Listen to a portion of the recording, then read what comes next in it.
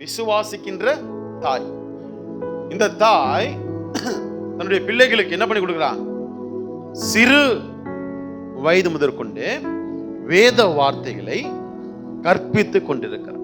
இன்னைக்கு தாய்மார்களுக்கு நிறைய ஆசை, பிள்ளைங்க இந்த படிக்கணும், அதை படிக்கணும், அதாயிடணும், இதாயிடணும், அந்த கிளாஸ் கற்றுக் கொடுக்கணும், இந்த கிளாஸ் கற்றுக் கொடுக்கணும், அந்த ஸ்கூல்ல படிக்க வைக்கணும், இந்த ஸ்கூல்ல படிக்க வைக்கணும், இந்த தேசத்துக்கு அனுப்பிச்சிடணும், அந்த வேலைக்கு அனுப்பிச்சிடணும், அது பண்ணிடணும், இது பண்ணிடணும்.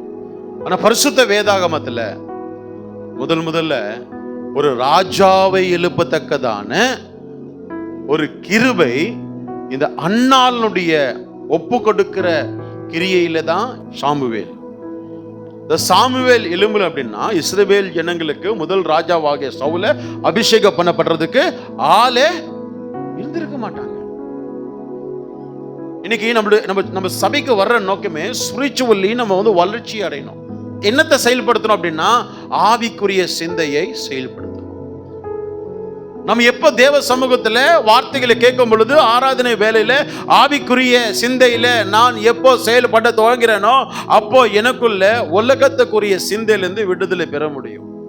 எப்போ நான் உலகத்துக்குரிய சிந்தையிலிருந்து விடுதலை பெறுகிறேனோ அப்போ என்னால் நல்லா உணர முடியும், நான் ஆவிக்குரிய ஆசீர்வாதத்திலையும் உலகத்துக்குரிய ஆசீர்வாதத்துக்குரிய காலங்களிலே நான் என்னை கட்டி கொண்டு எழுப்புகிறேன் என்று நான் புரிந்து கொள்ள முடியும்.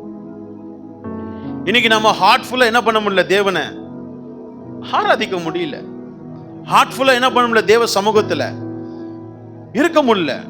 ஹார்ட்ஃபுல் என்னது, முழு இருதயத்தோடு.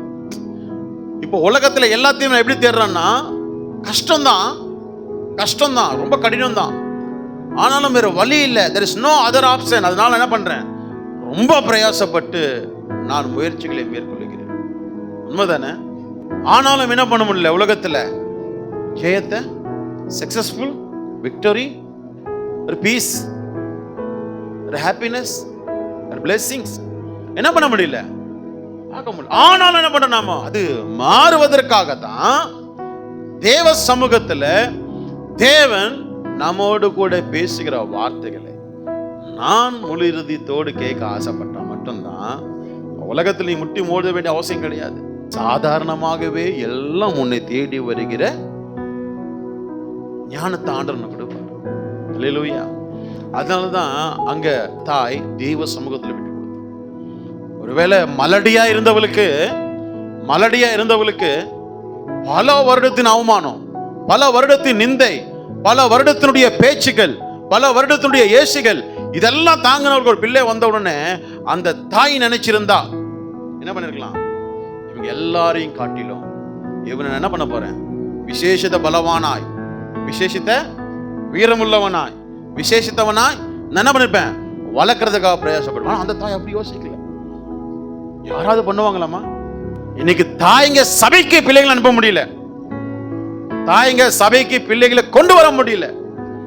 யோசிச்சு பாருங்க, இந்த தாய் பால் மறந்த உடனே அவனை கொண்டு போயிட்டு தேவனுடைய பலிபீடத்துல வைக்கிறாங்க. இல்லாத ஒன்று தேவனுடைய கிருபையினாலே கிடைச்சது, தேவனால கிருபையால கிடைச்ச ஒன்று தேவனுக்கே ஒப்பு கொடுக்கப்பட்டது. அவனுடைய பேரு தான் முதல் பெயர் சபா வரை பேசப்பட்டது. ஆமென் சொல்லுங்களேன். தாயினுடைய அர்ப்பணிப்பு, சாக்ரிஃபைஸ்.